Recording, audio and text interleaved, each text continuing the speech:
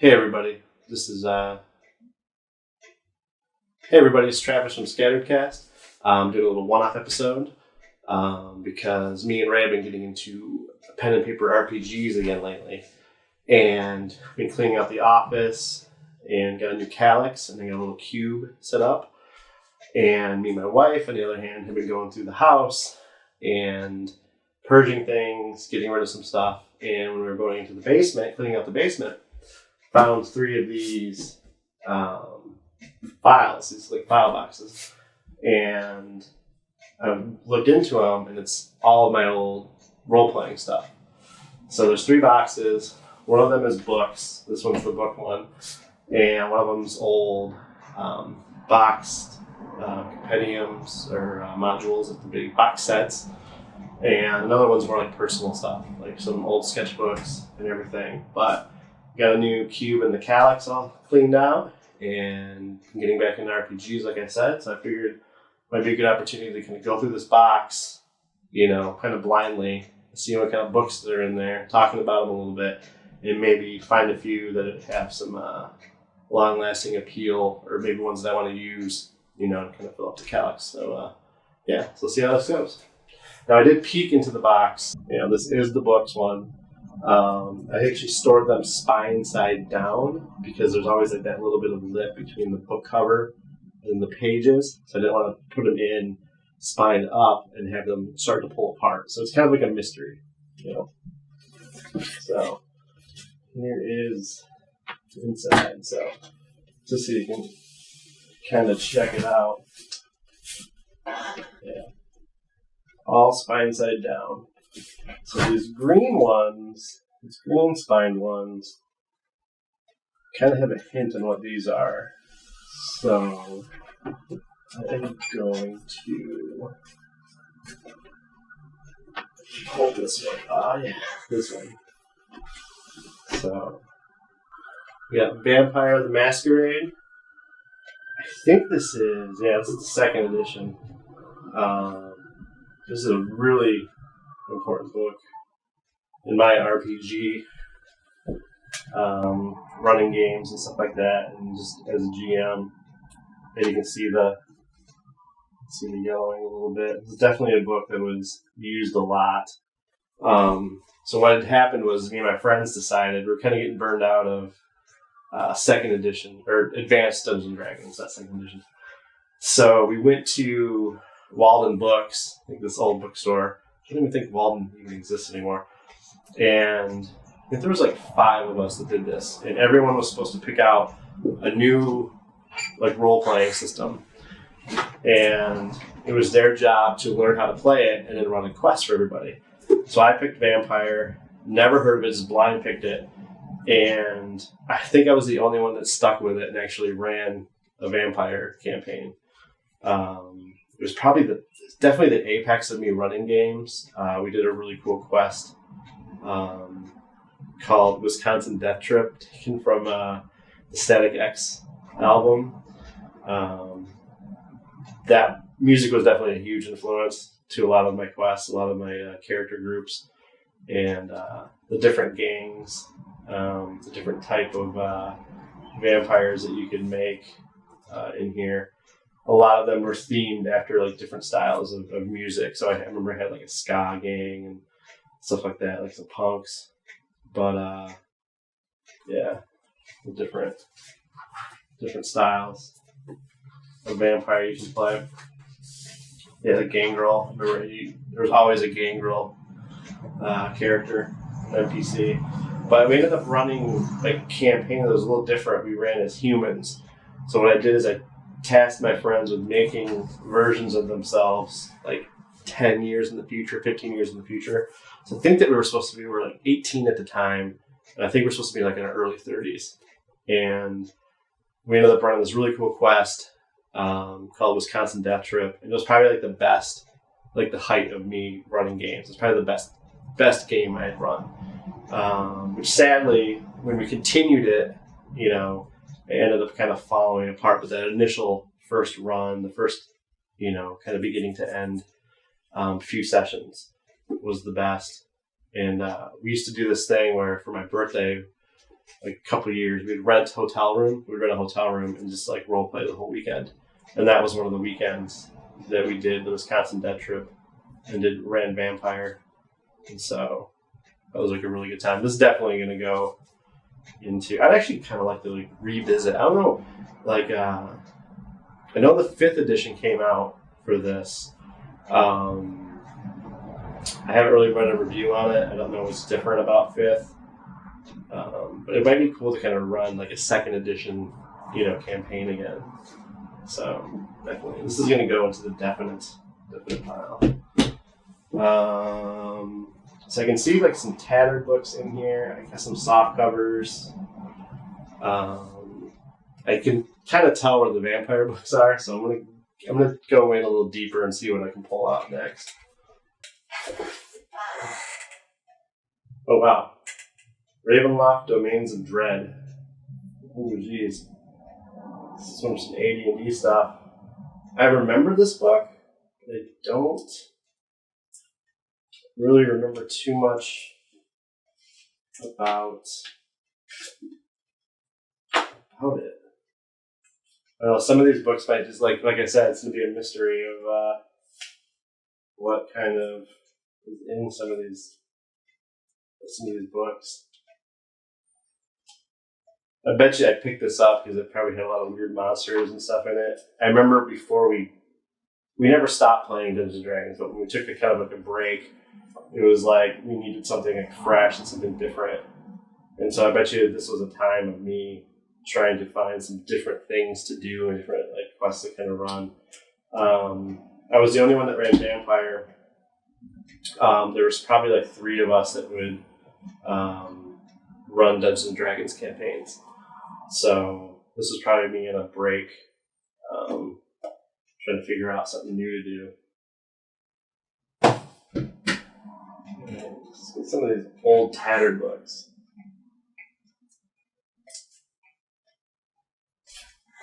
Oh, here it is. The book that started it all. This is actually, I think this is the original player's. Oh wow, look how dog-eared this thing is. This is the book that started it. I think this is actually my brother's. Yeah. So my brother's name is in here. Our old phone number, but our old address is written inside here, so I'm not going to show that. But yeah, look at this. Oh, you can hear it like creaking open. Oh, this poor book. Yeah, this is we learned in 2nd edition. My brother taught me how to play. I think I bought this off of him. It was $20. I think I bought it for like $8 or something like that back in the early 90s. My brother had gotten like a different, like a better version of it and like a nicer, cleaner one. Yeah. Oh, jeez. It'd be awesome to run like an advanced 2nd edition game, but I don't think I can use this. I think this just needs to kind of just get like put in a box and mounted somewhere. This is insane. But yeah, this is what started us on role playing. This is the book that probably went with me everywhere.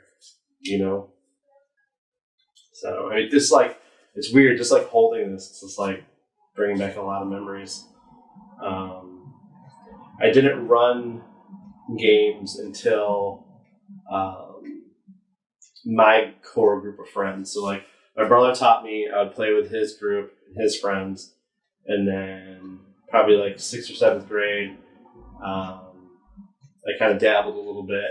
Taught a couple of friends how to play, but nothing major.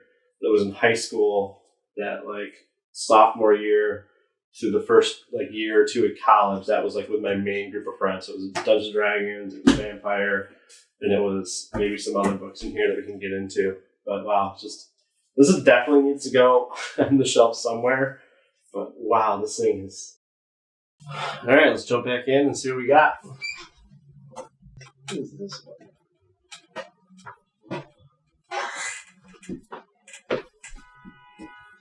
Okay. Alternity? It's by TSR. Player's Handbook. I remember this cover. I don't know how or what. I don't know. Cool cover though. All right, let's keep going. Not all of them are going to be memory, big ones in memory. Jeez, look at this. This must have been like one of the only. I remember this little pamphlet. Yeah, I used to run a lot of these characters. This was like a good, like if somebody like came across somebody and had planned out, you could jump into this. I believe this came together. It was the Storyteller Screen and Contacts and Victims. This is definitely good to have. This was probably used a bunch. I know this was used a lot because, like most screens, quick sheets were inside. So if you needed something real quick on the table, different ratings. The system behind Vampire was really fun. It was really easy to kind of set up. Somebody wanted to do something. They had the rating level here and the difficulties of like succeeding on stuff. So it was a lot less heavy on like trying to diagnose like, we're going to do this. And it was cool to figure out if you want to do dual actions. That was like a big thing back in Advanced Dungeons & Dragons. Tried to figure that out. And it was always a pain in the ass. Where it was just like to split your dice. So you had this big dice pool of 10s. Set the range. If they want to split their actions, make them split their dice. So yeah, it's definitely good to have around. All right. What is this? Oh. So never mind. When I said if they ever reprinted this, clearly I had the version of it reprinted. This is the Advanced Dungeons & Dragons. I must have bought this close to the end of playing because this is in pristine condition. There's like nothing wrong with this book. So I must have bought this towards the end of playing. Clearly, I never really used it. It's super clean and shiny. So this would be cool then if I want to run an advanced campaign.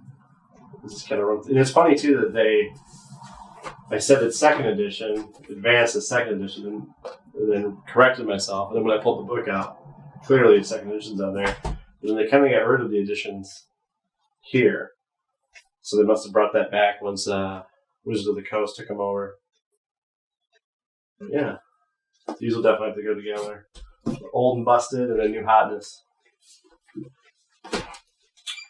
Alright, here a lot of sloshing around going on here.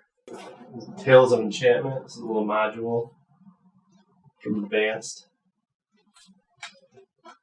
No real memories to that one. Alright, so this book. This is the book that started us to find some new things. It's called High Level Campaigns, and it was kind of like it was a companion to the Dungeon Mastery's Guide. So this was a lot of stuff out of here was taken when our characters were getting like way too like beefy and overpowered. So there was ways of just different things you can do to kind of keep the adventures kind of exciting for when you had like max out characters. Because pretty much like what we would do, this is like one of the things, like actually starting to do like, using miniatures, using a grid, to do combat. But it was like the usual routine for like role playing was make a character, go on a bunch of quests, they get super overpowered, they're pretty much gods walking around. Everyone would get bored, and then it was just scrap your characters and then start over, which is fun to kind of create new things and have different quests, but it was just like, it was starting to get kind of old. So I remember getting this and using some stuff out of this to kind of get our quest a little bit more on point for the higher level characters. And then around the same time, that was when we picked up some new games to kind of play. Now, I never ran a Shadowrun campaign, but I remember picking this up probably late 90s, early 2000s, because I wanted to learn how. Two of our good buddies that were brothers, Justin and Jordan, they would always run the Shadowrun campaigns. And Shadowrun was a blast. I've been always wanted to get back into Shadowrun. I remember picking this up. I think I got it used. And it was always my intent to learn how to play, like to learn how to run a Shadowrun quest. Because Shadowrun plays a little bit differently than Dungeons & Dragons. I really like the way it plays. It reminds me a lot of Vampire. Just a little bit, not more intense, but a little more technical. Vampire is very narrative driven, and it has a good combat system and a good system to figure stuff out for DMs. But Shadowrun was awesome.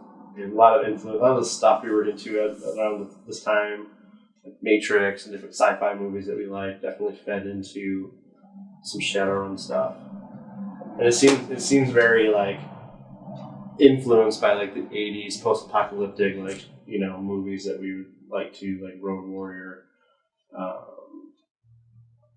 Blade Runner, stuff like that. It was cool too to kind of have that mix of like, you're doing something like super high fantasy and super science fiction, but it still had that fantasy element with magic and stuff like that. Then you have Vampire that's grounded in reality in the sense of like the time period, but still has like magic and stuff. So you can kind of like scratch those different itches of what kind of games you want to play. Shadowrun was awesome. This game, it might not go back to this book per se if I was ever going to do a Shadowrun. I don't know. Maybe leave in the comments if you still run, 3rd edition or anything. So I think I learned on 2nd and then you blended into 3rd. I may be wrong on that though. But Shadowrun's definitely awesome. We will put this in the maybe pile as well. So we got some books kind of flopping over in here.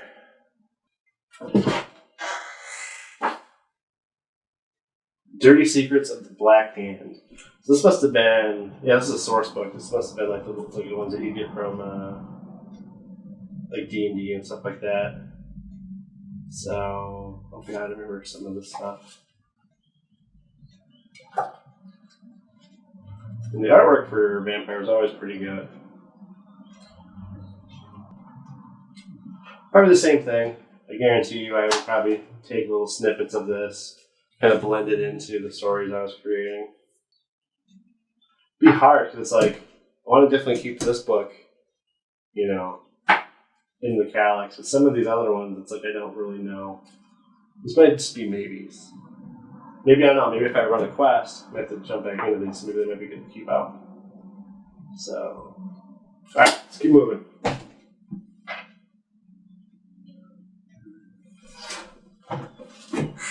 Another oldie but goodie, Dungeon Master's Guide. Now, I thought I kept the cover on here. I made a paper bag cover like you would do in school, and wrapped it up and had a bunch of, I was in Japanese class at the time, so I remember I had like my name in Japanese.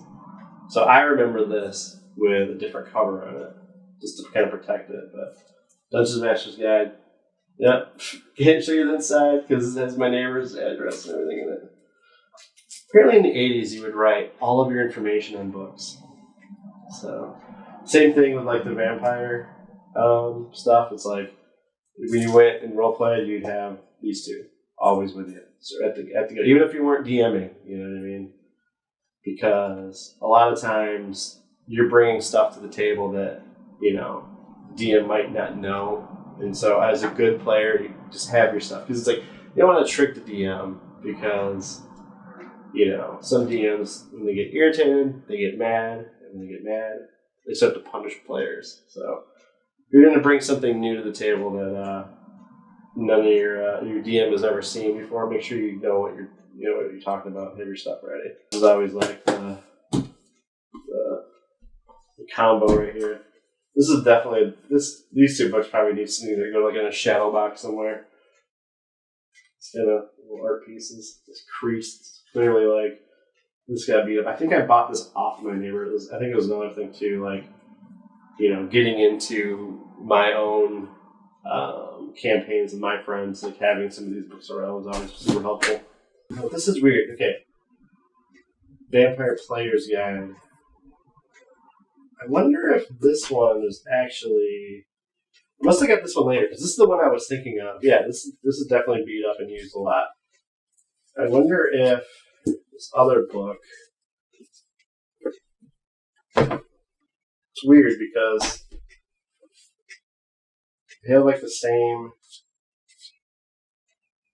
The source book for Vampire the Masquerade, this Storyteller Chronicle source book of Vampire the Masquerade.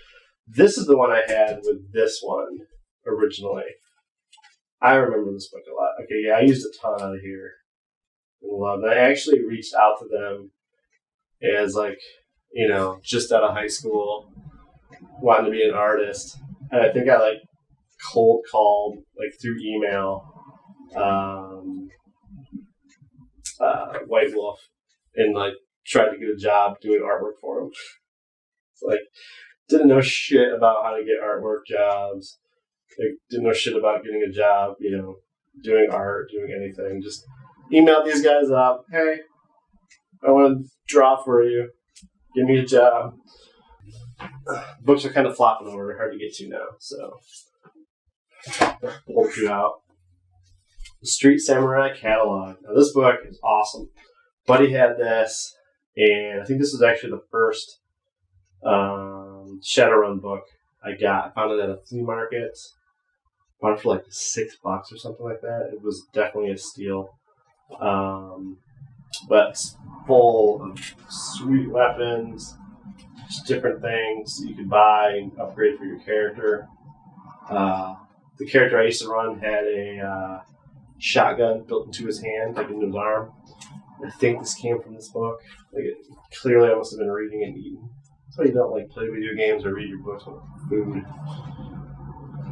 I think that my buddy that ran Shadowrun, I think we showed up with this book or a different one into our biology class. We're seniors in high school, and was like asking our teacher like dumb questions like, "Could this happen? Could you put a cyber gun in someone's arm?" Idiots. But yeah, really cool. So really great. Oh yeah, cool. There it is. Yeah, cyber guns. Boom. In my arm. So, this is awesome. Here's another. Oh, this is a quick guide for the rules. Now, I don't think this isn't for 3rd edition. So yeah, it's a little quick guide. Oh, that's cool. I always wanted to fill. You find these in records a lot. These little response cards. Just want to like fill them out and mail them and see what happens. Probably nothing, but you never know. Great little book. So we'll pull these up together. So the 1000 Hells. This is for Vampire Kindred of the East, and then this was probably purchased towards the end too. I don't think I ran too much out of here. So apparently towards the end of playing this game, I was buying a lot of books and not really using them, and bought it at Borders for $17.95. So this was probably real close to the end of us not playing anymore, because I don't remember too much about this book. Same with this one. $15.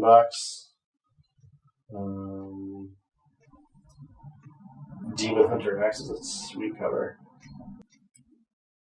I wonder at this point if I was trying like getting similar in Dungeons & Dragons, where it was sort of like, we're either going to continue with these characters or we're going to start over fresh. And I wonder if this... I remember one of the boxes is all characters and stuff and notebooks. And I found a lot of characters I was rolling up as NPCs. And I think it was different from what we were running. So I bet you I was starting to branch out, maybe do something a little different with the game. That's pretty sweet. So some of these are cool because I don't really remember them very well. So it's kind of cool just to see them again. Combat, Wolf of Darkness. What the hell is this? I wonder if this, because Roll of Darkness is sort of like the overarching umbrella that like vampire and werewolf. And there was something else I thought. So this must be sort of. I remember using some stuff out of this. I bet you this was like the vampire version of the high-level campaigns, where it was sort of like, if you're running a more story-driven campaign, don't worry about it. But if you're really getting down and dirty and fighting a lot, and you need something to kind of like branch out. Oh yeah, see, and you need something to kind of make the battles, make the fighting a little bit more interesting. Definitely use this book. Boxing. So I was using this towards the end of the vampire campaign, and I remember there was an underground boxing ring that they were kind of infiltrating, and I had a lot of different brawlers and fighters, and boxing was a big part of that. So I mentioned earlier that we all went and bought different systems. There's like 5 of us, and this is my friend's. So clearly he never learned it and gave it to me, which came in handy because werewolves are a part of the vampire lore or the vampire game. But I never really ran any vampire or werewolves and did anything. But yeah, this is my friend's book that he was supposed to learn and never learned. But I don't know. Now it's mine. Maybe I'll learn it. I don't know. Never played werewolf. Enjoyed vampire. This might be more my style. So if anyone's ever played any of these, vampire, werewolf, and have a preference, especially with the new editions of these coming out, let me know. The werewolf always seemed really fun and seemed like something we would really get into, and just never got into. So some of these things in the back are just like kind of old modules and stuff like that. Nothing that's really important to kind of look through right now. All right, thanks for watching, everybody. Put everything back in the box. This is how it was when I was looking through it. Realizing now it's probably how I should have had it set up, but whatever, we're already done. So I got the little modest selection of books that I'm going to keep into the Calyx. I was thinking maybe keeping more of these, but I mean, they're not going away. They're just going to go back to the basement. I'm going to keep the Advanced Dungeons and Dragons book out. It's really, really good condition. It'd be cool to have on the ready. Maybe start flipping through it again a little bit, re-familiaring myself with how to play. Maybe even run a old advanced session. The old ones are cool. They're just in such bad shape that I need to figure out something to do with them a little bit more than putting them up on a bookshelf.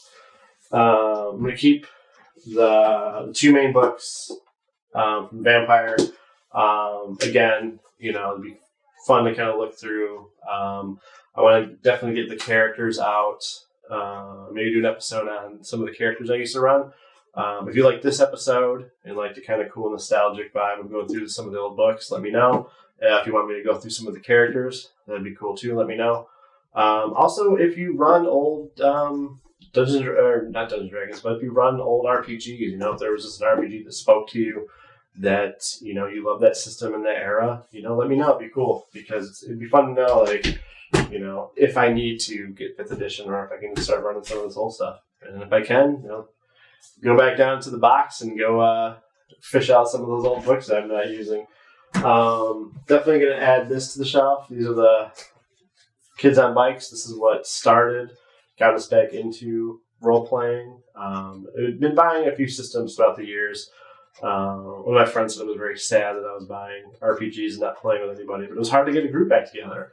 And just with everything going on and me and my brother doing the podcast, it was feasible to do, a campaign through the internet, through Zoom and stuff like that. So we've been running Kids on Bikes with me, my brother, and my sister. It's been really fun. So that's going to go into the collection too. So yeah. So if you like this type of content, hit the like, do all the things, and I'll check you guys later. All right. Bye.